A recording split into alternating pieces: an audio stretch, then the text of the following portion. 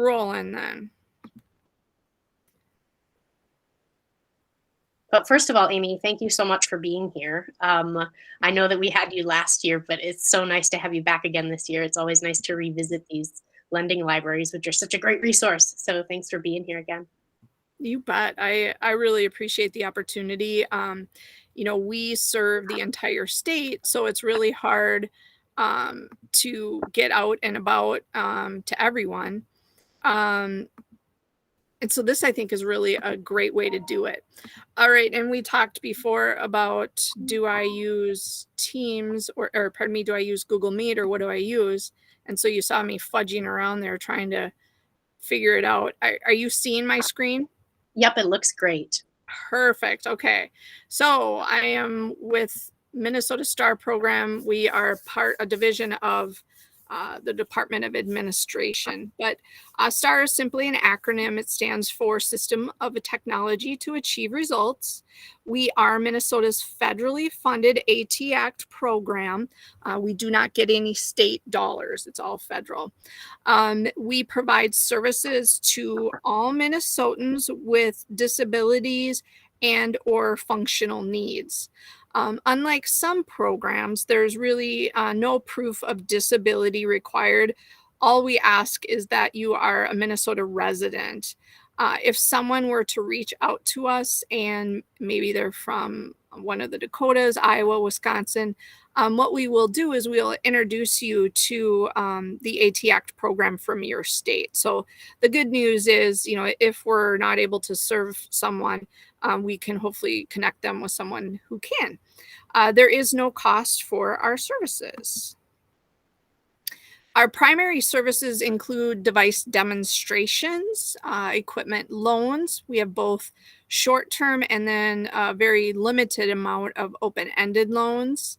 We do a lot with information and assistance, and then we also do some training. Excuse me as I clear my throat.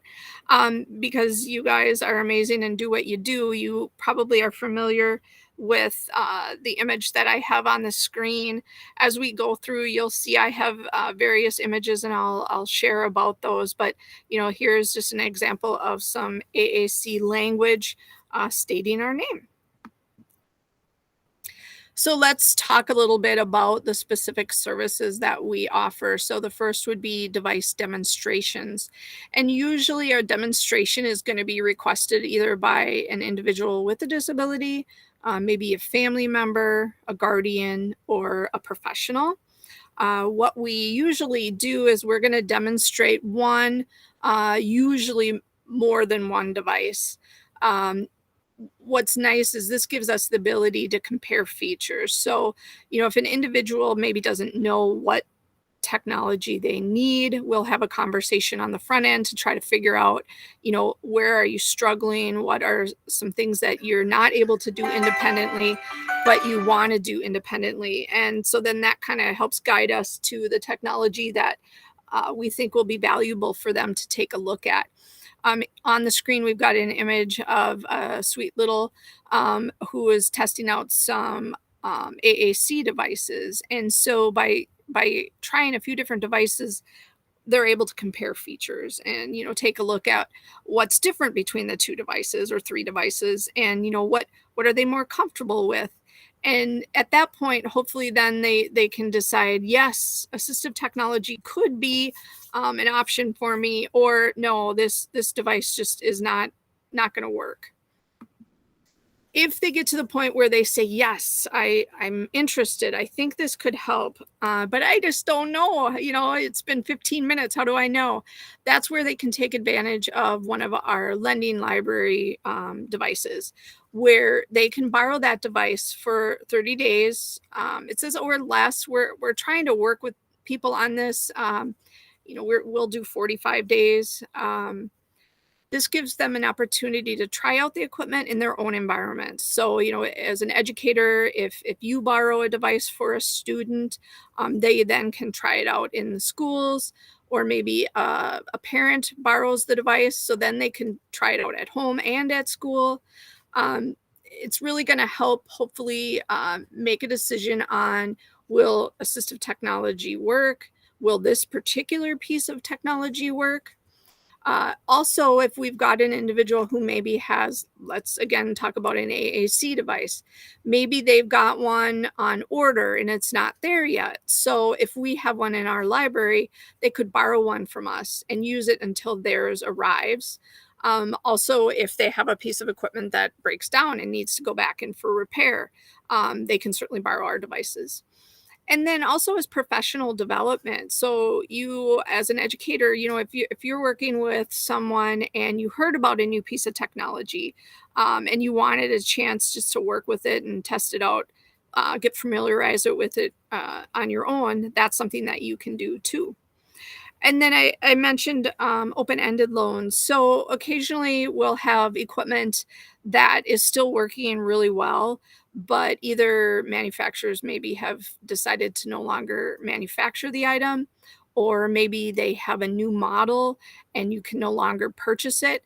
An example that comes to mind for me would be like a Tobii T7. So the T7s were replaced by the Indies, and then the Indie was replaced, right? So we've got some T7s and we've got some Indies that still work, but if somebody were to borrow it and say, oh, this is perfect, they couldn't buy it. So in a situation like that, what we do is we move those devices to our open-ended program, and then consumers can borrow that technology as long as they want. So, you know, we just had a piece of equipment come back that was out for 3 years. The individual no longer needs it. It's still working. We're going to sanitize it. We've tested it. It goes back into that lending library pool. I wanted to make sure and share with you some of the different types of equipment that we have. Now, the feds dictate to us what types of devices we should have available to consumers. So we have vision, hearing, speech, cognition, environmental adaptions, computers and related or computer related. And then there's also a couple more categories that we don't have a lot of, but there's recreational, which, for example, we've got a one-handed fishing rod or a tent that can be accessed with a wheelchair. And then the last would be vehicle modifications or devices that can be used in vehicles. When we're working with assistive technology, there's a number of considerations. I'm sure you guys do similar, but basically, some points that I like to really drive home is successful assistive technology selection and implementation is a process. Here at STAR, we do use the SET framework, if you're familiar with that. We find that if we can take the time to get to know the individual, their care team, again what their needs are, what their goals are, that's really helpful. We prefer to work with the team, so we find that different people within the circle have information to share that can be helpful. Also, it's important to remember that AT is not one size fits all. So if just because someone has a diagnosis, let's say of autism, that doesn't mean, here's my autism bucket, any tools, any devices are in here are for you. We all know that's not the case. So as we get to know the individual, we get a better understanding of what tools they might want to take a look at. Also, keep in mind the process is fluid. So as the individual's needs change, so will their AT. So, if it's a child who's growing and gaining skills, or maybe it's an individual who's got a progressive disease where they are losing some skills, those are things that we need to keep in mind as we reassess. And then lastly, but certainly not least, is consumer buy-in. I'm sure you've all experienced this where you found the right tools perfect. It's exactly what they need, right? But if they're not willing to use it or if they don't like it, then it's not the perfect tool. So consumer buy-in is key. I mentioned the SET framework. I don't know if I'm assuming you guys are all familiar with it, but I can certainly share the slides at the end. And if you're not familiar with the framework, here's just a real simple summary of how the process works. And I thought it would be great today to just share with you guys some examples of some of the devices that we do have in our lending library. And I tried to just share some items that I thought may be of interest of you guys for you guys. Obviously, you're dealing with lots of different situations, so I apologize if I don't cover what you're looking for. But I thought this screen would be good. This is an example of a wide variety of switches. So as we all know, everyone's needs are unique, and limitations could really vary. So we've got a little bit of everything in our toolbox of switches. I literally have a red toolbox that these guys live in. We've got proximity, we've got a couple Bluetooth options. The bright box is one that is great for folks with vision loss, or maybe they need something to help with focus. So there's a light that you can turn on, and it really helps things out for the kiddos. And then the plate switch is just a larger target area. Next, I've got some examples of some toys that can be used for cause and effect. We've got a plethora in our little barnyard there. You can see just some different dogs, pigs, ponies, all different things that do, our little pig snores as he's sleeping, and the pony walks and whinnies. Just a lot of fun little features that they can do. And most of those switches that you saw on the last slide are compatible then with these toys. We also have a bank of low-tech communication devices. This is something that we've started to see a kind of an uptick in folks requesting these devices. It seemed like for a while there, everybody wanted an iPad, and everybody thought that was the answer. And for a lot of people it is, but some of these low tech items are really a great option. So, we've got in the upper left, AbleNet's Talking Bricks. That's a one, you can put one, I'm having a brain lock here. One command, or one recorded. You speak one thing on each brick, right? And they can be separated. They can be put in different parts of the classroom, or however you choose. The randomizer is one where you have a few different pre-recorded messages, and every time you hit it, it says something different. That's a great one for different types of games. GoTalk is an old standby. I'm sure you guys are familiar with that one, where you're able to program different things in each cell. We've got a number, so on the screen, we've got the GoTalk 9, but we've got a 32 and a 64. So a lot of different options. And then just a couple more different examples. I think the next one is the Communicator by AbleNet. And that one, I pretty sure on that one, it's Communicator with levels. So you can, each time you hit it, you're going to get a couple different options as far as the recordings. And then the last one is a GoTalk 1, which, your imagination is your limitation on these guys. Then we go to the other end of the spectrum. We've got a number of high-tech communication devices. We haven't done a lot of purchasing of these devices in the last couple of years, just because we've found that a lot of the providers, manufacturers, do lend out these devices. So we were kind of leaning a little bit more towards the support tools, like the switches and a bit in mounts. But I just wanted to highlight that we do have a good bank of the Pro Slates. Those are an iPad based communication system, and they've got a number of different communication apps on them. So if you guys are ever looking to try out an Apple based communication tool, this is a good one. It's also set up as a dedicated device, so it would be approved through MA funding. So something else to keep in mind. And then there's just a few other examples of some of the other manufacturers. And then, of course, the Forbes, we've got there an eye gaze device. So eye gaze is available in our program. I mentioned before that recreation is an area, so here we've got a couple example from Zot Arts. If you're familiar with them, they recently moved to Wisconsin. They were in Minnesota before, but they've got a lot of really fun, creative resources for kiddos, and these items are available in our lending library.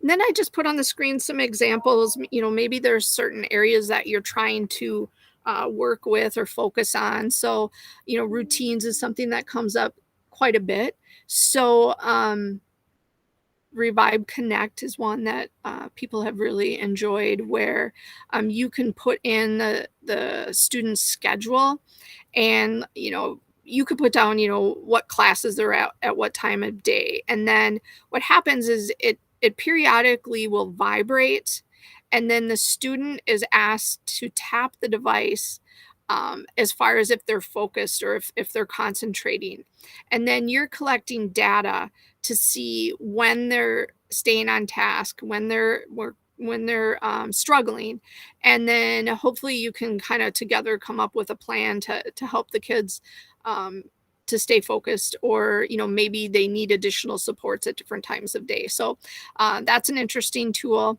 Next, we've got the talking photo album. This one actually, I think a lot can be done with this little guy. It's basically a photo album that you can insert photos, or I think cut up a storybook and put the pages in there, and then there's a place to actually record things. So if you wanted to teach fluency and reading in a story, you could read each page out, again, whatever your imagination comes up with. Recently I did an example on this with how to make coffee, and each page had a different picture of the coffee pot, the filter, the water, all of that, step by step, how to do it. And then last, we've got a few different apps. This app is one that I really like. I think it's pretty easy to use, and you can customize it. There's standard images you can use, or you can take your own images so the child can relate a little easier to it. Hearing, we've got tons of devices on hearing. The first image on the left is the alert. Is one of our alerting systems. This is something where there's a vibrating disc that can go under the student's pillow. Maybe they are not hearing impaired, but maybe they just have a hard time getting up in the morning. People have tried this for that. It also alerts for doorbells, telephones, things like that. The middle image is a noise canceling headphones. So this maybe is not, it could be for hearing, like if you're on a call and you need the sound amplified, but you don't want to be distracted by the outside noises, this noise canceling headphone can work for that. You could also use apps, calming apps. So maybe it's someone who gets easily distracted and wants the ocean playing in the background. That's something that can be done with one of those type devices. And then personal amplifiers. This is for maybe not necessarily for kiddos, but could be, I suppose. This would be for someone with hearing loss who isn't quite ready for hearing aids, or maybe doesn't have a hearing loss to that degree. You wear those headphones, and then it's a small white device. At the top, there's a black circle. That is an exterior microphone. So it's going to pick up the environmental sounds around you. Vision, I've got a few items added here. Braille Coach is a brand new device this year. It actually has not even gone out yet. Department of Education had requested this one, and we just need to start promoting it. So this is a great little tool for children who are learning how to read Braille. Next, we've got an example of a handheld digital magnifier. So this is going to be a little different from your traditional handheld magnifiers, because you can actually take a picture of what you are looking at. So if there's a document below you, you can press a button, it'll click it, it'll save it. Or there's a wheel, so you can increase, decrease magnification. You can also adjust the contrast. So in this example, it's a white piece of paper with black text, but they've used the contrast mode to make the black background and then the text white. On the right is one more example of a magnifier, a digital magnifier, but this is a tabletop one. This is not one that you would carry around. And this one has distance. So this is one we do see in the classroom, sometime used, where, you know, if the child's sitting at their desk and they need the whiteboard magnified, for example, or maybe there's a poster or something on the wall, they're able to zoom in and take a look at it. They can also do contrast mode on this. We do have a couple other ones too that I did not add in here with speech, optical character recognition, or OCR, on them. I believe I mentioned that we're based Department of Admin, which is in St. Paul. We do have regional partners that contract with us, though. We serve all Minnesotans. I mentioned that, but currently there's only 3 of us in the office, and it's really hard to get everywhere. So we found a really effective way is to partner with existing lending libraries throughout the state. Lighthouse is one of our partners there in Duluth. Southeastern Minnesota Center for Independent Living is in Rochester. Pacers in the Twin Cities. We do have an agreement with North Dakota, just because there's some major Minnesota cities that are right on the border, and those residents were going over there. So through this contract, they now can receive some of the services. Minnesota residents can receive it through North Dakota Assistive. And I think, oh boy, I almost forgot the most important thing. I don't know if it's the most important thing, but it's the newest thing. So I thought I'd share this with you. We have a new library website. The address is up in the upper right-hand corner. It's mn.at4all.com. This website is a wonderful resource now for borrowers, where you can go online, you create your own login, and then you are able to take a look at the devices. It gives you a brief snippet about the equipment, how it's categorized, and then there is an image for folks who are sighted that you can take a look at what the equipment looks like. You can then initiate a loan. If you're interested in borrowing something, you just put it in the cart and submit that. When you're ready, we get a notification and then reach out to you. So this has been really popular. We're really excited about it. Here's another shot I wanted to share with you. So this is a picture of AbleNet's friction knob universal mounting system. So you can see that there's an image of the device, and then down below it gives you, like, it's classified as a mobility seating positioning item. It lets you know who the manufacturer is, and it links you to the manufacturer site if you want more information about it. But this has been really helpful for folks. Last slide for you is our main website, then also the website to AT for All, our general email box. So if you have questions, feel free to email us, and then also our main telephone number. And we're on Facebook. I'm going to hopefully stop sharing here and show. I'm back. That was like the whirlwind tour, but does anybody have any questions at this point? That was great, Amy. I do have a couple questions, but I'll open it up to the other participants for a minute here too, to see if they've got any questions about the information that Amy just presented. A lot of great info. Shannon says no questions, but thank you. Michelle, feel free to unmute or type in the chat window too if you have questions. I have one question, Amy. How many things can an individual or a organization check out at any one time? That's a fantastic question. And we kind of are playing it by ear. We just put a banner up on the new website saying that we have the right to limit. It was funny, not funny. That website just went live October 1st. So it is brand new. And I was getting people logging in. I had one guy who requested 43 devices, and I'm like, whoa, this is not going to work, right? you guys as professionals, we would probably allow to borrow a few more items just because you know what you're doing, and some of the items that you borrow they have multiple components to it. For a family member though, I'm usually pretty strict.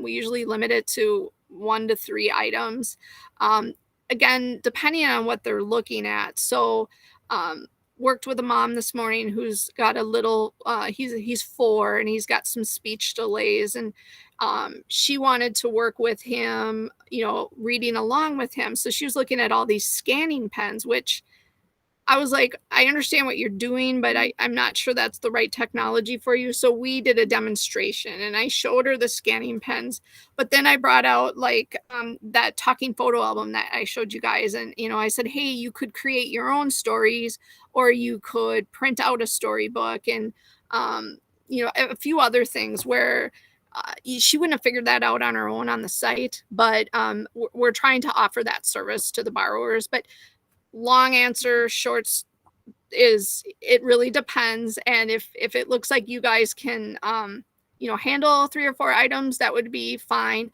But also too, we'd take a look at demand. So if Sure. it's like one of those Forb communication devices, we're not going to let you borrow probably more than one just because we don't have many. That makes a ton of sense. Thank you. Any other questions out there? I did put my email in the chat, and I'll do the website too.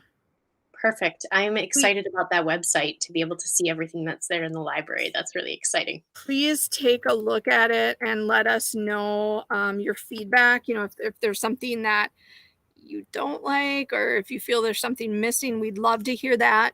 And then also, as you're looking at the equipment, if there's something that you feel like you guys are needing but you're not seeing, let us know that too, because we do track the requests, and if we see that there's an interest or a demand for something that we don't have, then we try to get it. Excellent.